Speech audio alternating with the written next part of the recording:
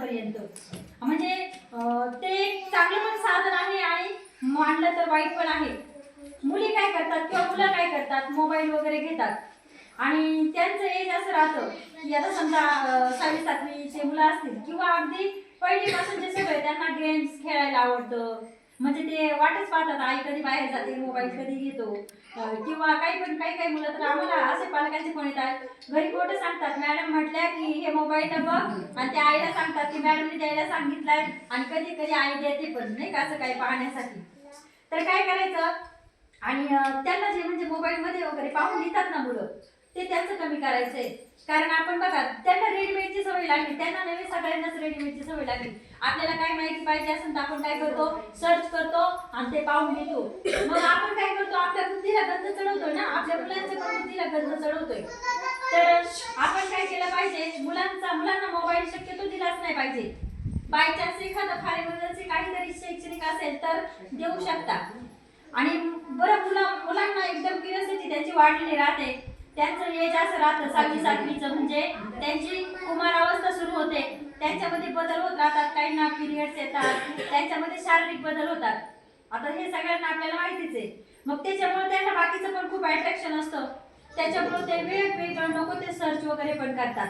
म्हणून आपल्या मुलांवर पण काय पाहिजे, लक्ष पाहिजे. किंवा गेम खेळत बसतात, आपण वेगवेगळे बघा तो गेम कुठला आहे काय हो हा पबजी गेम तर एवढा धुमाकूळ घातलेला आहे. पबजी सारखे आता अनेक असे गेम आहेत की ते जसं ऑर्डर देतात तसं ते म्हणजे हिप्नोटाईज होतं. माणसं जसं हिप्नोटाईज होतात तसं मुलं आणि आपण सुद्धा होतो बघा. कधी कधी फोन येतो लगेचच हा पासवर्ड सांगा, बायका कुशात सांगून टाकतात किंवा माणसं सांगून टाकतात आणि लगेच आपल्या अकाउंटमधून आपलं अकाउंट हॅक होतं आणि पैसे पण जातात. त्याचबरोबर अजून म्हणजे नाही का हे मोबाईलचं आपण आपल्या आणि बऱ्याच जणांचं काय असतं, सर मला धुणं धुवायचंय, जे कोणाला मोबाईल तोपर्यंत पोरगही खेळतंय आणि माझंही काम होतंय.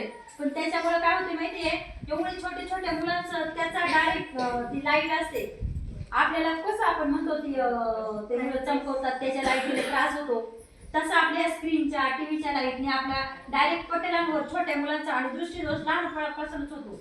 मग ही काळजी आपणच घेतली पाहिजे, बरोबर ना. म्हणजे जरी एक वेळेस काम कमी झालं तर चालेल, पण आपण बघा आपण सगळेजण प्रत्येक जण कष्ट कशासाठी करतोय की आपल्या मुलांसाठी, माझ्या मुलाचं भवितव्य चांगलं झालं पाहिजे किंवा आपली परिस्थिती चांगली झाली पाहिजे, सगळ्या सुखसुविधा भेटल्या पाहिजे. परंतु एक सुखसुविधा कमी का असेना, पण आपण बघा म्हणतो अरे आमच्या घरात तर असं बोलत नाही, मग माझी मुलं शिव्या का देतात किंवा असं घाणेरडं का बोलतात किंवा असं का वागतात. खरं तर मुलं आपल्या घरातूनच शिकत असतात, कारण ते घरात जास्त वेळ असतात आई वडिलांजवळ. आणि शाळेमध्ये शिस्त लावतो, शाळेमध्ये ते एकदम ओके राहतात आणि घरी गेल्यावर पुन्हा जैसे ते करतात. त्याला म्हणजे आपल्या घरातलं वातावरण कारणीभूत असतं आणि ते आपण बदललं पाहिजे. आपण काय करतो, दोष देतो, अरे आजीच असं बोलली असेल किंवा त्याचे पप्पाच असे बोलतात किंवा असं शिव्याच कुणीतरी शेजारी वगैरे देतं, आपण असं ढकलून देतो. त्यासाठी आपण आपलं घरातलं वातावरण कसं असलं पाहिजे, हेल्दी असलं पाहिजे. आपल्याला बघा, तुम्हाला जर आजारी पडलं, इव्हन कुणाच्या चेहऱ्यावर जर स्पॉट आला ना 4 वेळेस वर्षामध्ये पाहतात काय करावं याच्यासाठी, कोणती क्रीम वापरावी किंवा कुठल्या डॉक्टरकडे जावं लगेच. म्हणजे कुणालाच नाही आवडत माणसांना, म्हणजे माणसं असो नाही तर मुलं असो. मग आपण पण तशीच आपण सगळ्या गोष्टींची काळजी घेतली पाहिजे, इंटरनल पण काळजी घेतली पाहिजे. आणि त्यात आपले लहान मुलं असतात ना, नवीन शिकण्याची त्यांची जिद्द राहते. तुम्ही त्यांना अभ्यासाला बसवा, नाही तर मुलांची एक स्टाईल राहते जनरली, आई सांगते अभ्यासाला बस, ते पसारा मांडून बसतो आणि तसंच खेळत बसतो आणि तिकडे आई ओरडते अरे अभ्यास कर, हा टाइम असतो मुलं काम करते ना, लक्ष देत नाही. पण आपण काय करायचं, ज्यावेळेस तुम्ही आता ही छोटे मुलं आहेत, आता यांचं तर एवढं काही नाहीये, म्हणजे गाणी गोष्टी शिकण्याचंच वय त्यांचं. पण ज्यावेळेस तुमचे पहिली दुसरीला मुलं असतात ना, त्यांना जर पहिली दुसरीला सवय लागली ना अभ्यासाची, ते पुढं त्यांना वळण लावावं लागत नाही, आम्हाला नाही आणि तुम्हाला पण नाही. आणि ही आपल्या मुलांची पण काळजी घ्यायची. आणि अजून एक प्रश्न म्हणजे सुरक्षितता. आता बघा अगदी आपल्या जनरली आता असं वातावरण झालंय ना, आपण घरातल्या व्यक्तीवर सुद्धा विश्वास ठेवू शकत नाही. म्हणून आपल्या मुलांना गुड टच आणि बॅड टच शिकवायचा आहे, छोट्या मुलींना सुद्धा. म्हणजे नाही का आता तुम्ही तर आपण सगळे मोठे आहोत, कुणी कसं पाहिलं हे तुम्हाला कळतं की नाही, चांगल्या नजरेने पाहिलं, वाईट नजरेने पाहिलं की आणखी कुठल्या नजरेने पाहिलं. आपल्या नजरेतनं कळतं. आणि छोटे मुलं असतात त्यांना गुड टच आणि बॅड टच म्हणजे काय, जे म्हणजे नाही का असं स्पर्श वगैरे करतात ना, त्यांना सांगायचं काही काही आता इथं काय माहित नाही मला, पण नसावं कदाचित, पण असतं जनरली सगळीकडे थोडंफार असतंच. काही काही जे मुलंच असतात थोडेसे 6वी 7वीच्या मुलांचं त्यांचं एज असं राहतं, त्यांना क्युरिओसिटी राहतात, ते गुड टच बॅड टच म्हणजे करू शकतात. त्याच्यामुळे ना आपल्या मुलांना सांगायचंय. काही कधी कधी आपण बघा, तुम्हाला प्रत्येकालाच अनुभव आलेला असणार आहे, कारण येतोच लेडीजला बसमध्ये जाताना कुठं नाही का असं धक्काबुक्की वगैरे करतात. ते आपल्या मुलांना जर आतापासूनच शिकवलं ना, त्या प्रतिकार करण्याची क्षमता त्यांच्यामध्ये वाढते. म्हणजे लहानपणापासूनच त्यांना कळतं, अरे आपलं असं म्हणजे काही म्हटलं तर आपण सांगावं आईला, घाबरून राहणार नाही. हे आपल्या मुलांना सांगायचं. रस्त्याने जाताना येताना ही एक काळजी घ्यायची. ज्या वेळेस मुलं येतात ना, आता ज्यांना असतं कुणी ना कुणी, तरी पण कुणी काही चॉकलेट दिलं, पोरांना काही खायला दिलं की लगेच घेतात वगैरे, अजिबात नाही. जर तुमच्या घरातली व्यक्ती असेल त्यांनी दिलं तरच, किंवा शाळेमध्ये शिक्षकांनी वगैरे दिलं असेल तरच तुम्ही खायला वगैरे घ्यायचंय. अन्यथा कुणी काही खायला वगैरे दिलेलं किंवा वस्तू सुद्धा घ्यायची नाही, सापडलेली वस्तू सुद्धा घ्यायची नाही. कारण आहे ना, हे जर आपण कधी शिकवलं, आता हे बालवाडीचे मुलं आहेत, म्हणजे यांनाच शिकवलं ना, पुढे आपल्याला तुम्हालाही त्रास नाही होत. आणि कसं बाळकडू लहानपणीच पाळलं जातं.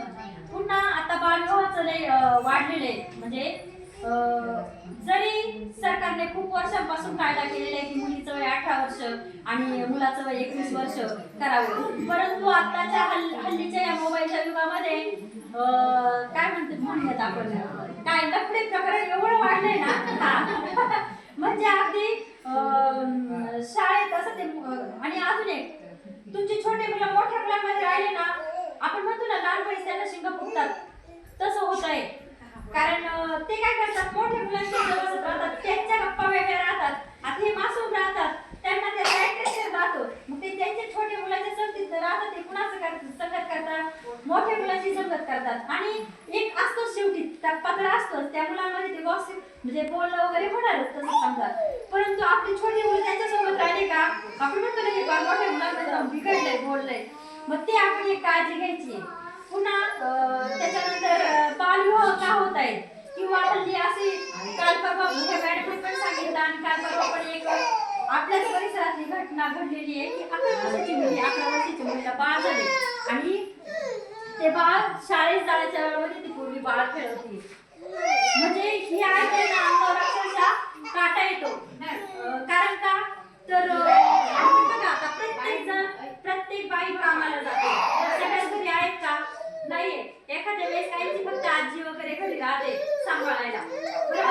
आजीला घरातले काम पण राहतात, पोर पण सांभाळायचे राहतात, किंवा काही आज्यांचं वय पण खूप झालेलं राहतं. मग आपण काय करायचं, आपल्या मुलांना अशी शिकवण दिली तर आपण जर आपल्या मुलांना असं शिकवलं ना, तर जे आता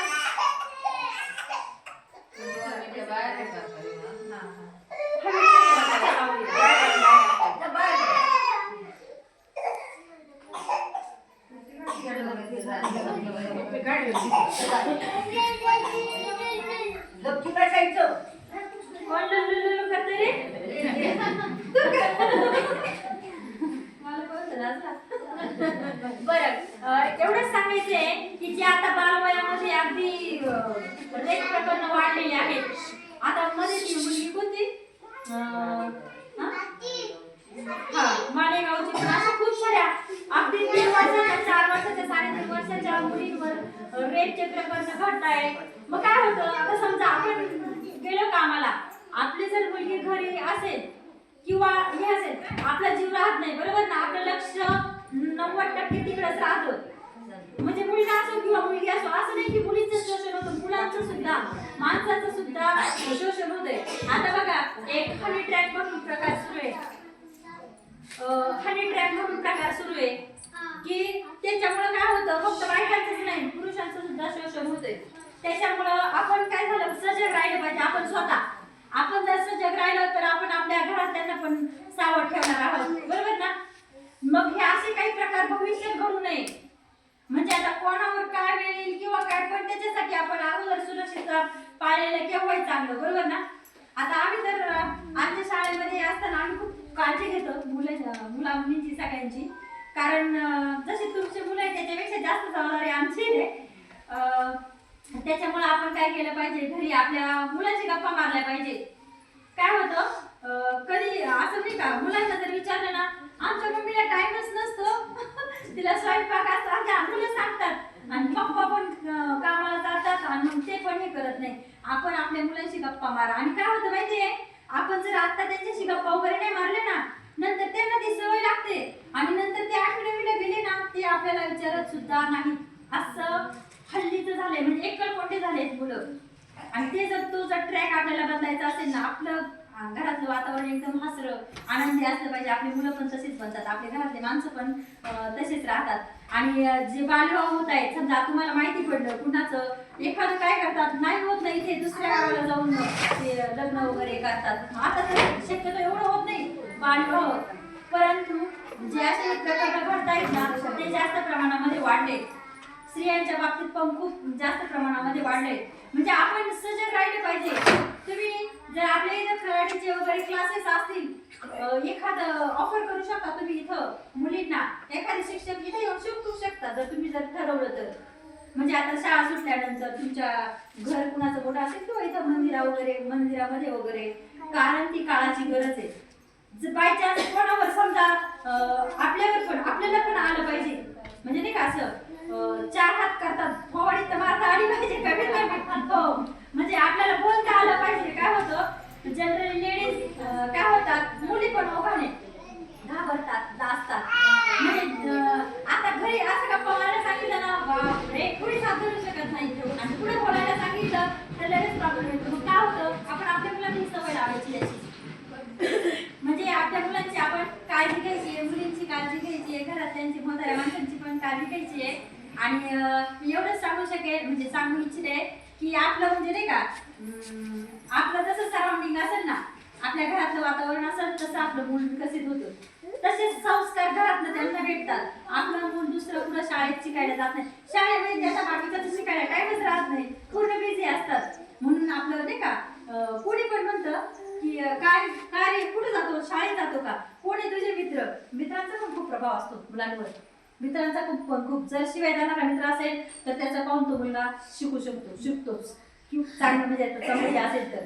मग आपण ते सगळं, आणि विशेष म्हणजे मुलांमध्ये संवाद तुम्ही साधा विचारा. तुम्ही आज काय अभ्यास केला रे, काय केलं, दाखव बरं मला. मग कसं नाही मुलं अभ्यास करणारच. मुलांना ट्रॅक सोडून जाऊ द्यायचं नाही, खेळायला खेळू द्यायचं भरपूर, त्याचं खेळण्याचंच वय. आणि याचं तर तुम्ही नाही का, हे आलाय घरी आणि चल काढे 1 ते 100 काढे 1 ते 10 नका देऊ त्यांना. मुलांची जी हातातली क्षमता असते ना, ती 5 वर्षांनी म्हणजे विकसित होते. आपली पेन्सिल पकडण्याची क्षमता आहे ना, आपण तर ते आता तसं नाही, मुलांचं नाही. छोटे असलं की ते 1 वर्षाला असंच पेन पकडून रेपोट्या मारताय, बरोबर ना. म्हणजे काय हे बदललंय, पण त्यांना अशी जास्त नका करू, त्यांना बालवायचे. आणि तुम्ही म्हणताय 1 ते 10 काढ